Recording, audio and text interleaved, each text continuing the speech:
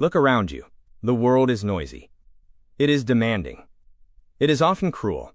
From the moment you wake up, you are bombarded by notifications, anxieties, opinions, and crises that you did not ask for. You feel the pressure building in your chest. The feeling that you are losing control. But what if I told you that you could stand in the middle of a burning city and remain untouched? What if I told you that the chaos isn't the problem? Your reaction is. 2,000 years ago, the most powerful man on earth, an emperor, wrote a secret diary to himself. He wasn't writing about conquest or gold.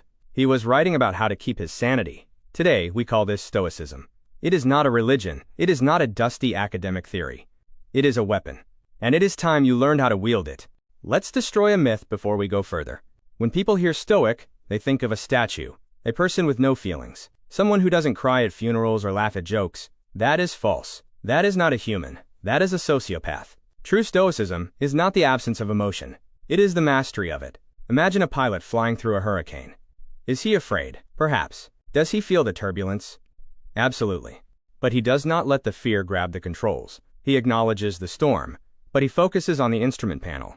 Seneca, one of the great Stoic masters, said, "We suffer more often in imagination than in reality." Stoicism is the art of separating what is actually happening from the story you are telling yourself about what is happening.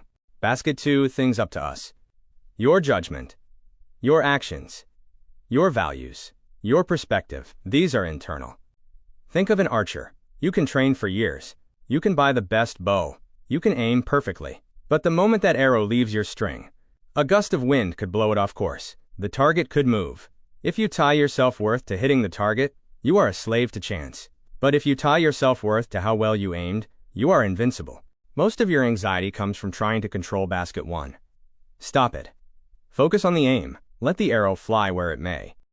Now, we must look into the darkness. There is a Latin phrase, memento mori. Remember that you must die. Modern society hides death. We pretend we have forever. We hold grudges for years. We delay our dreams for decades. We scroll our lives away on screens. Why? Because we think we have unlimited time. The Stoic keeps death in his pocket, not to be depressed, but to be ignited. When you realize that this conversation, this sunrise, this cup of coffee could be your last, you don't waste it being angry. You don't waste it being petty. Marcus Aurelius said, "You could leave life right now. Let that determine what you do and say and think. Use death as a tool to prioritize." If today was the end, would you really care about that rude comment on the internet? No, you would focus on what matters. Once you accept you cannot control the world, and you accept that your time is short, you are ready for the final level. Amor Fati. The love of fate. Most people merely tolerate adversity. I guess I have to get through this. The Stoic does not tolerate. The Stoic loves it. Imagine a fire.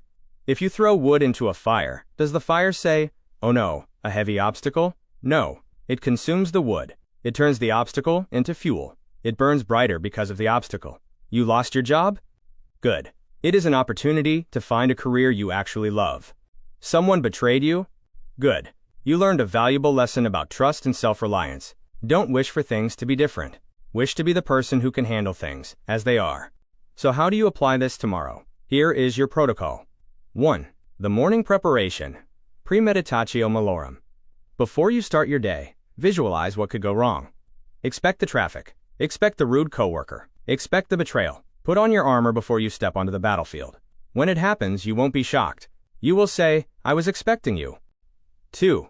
The evening review. Before you sleep, ask yourself 3 questions. What did I do wrong? What did I do right? What is left undone? Be your own judge. Be strict, but forgive yourself, and prepare for tomorrow. You are not a leaf blowing in the wind. You are a fortress. The world can take your money. It can take your status. It can even take your body. But it cannot take your mind unless you give it permission. Take back the controls. Love your fate. Remember your end. And stand firm. This is Page of Change. The mind is the empire. Rule it well.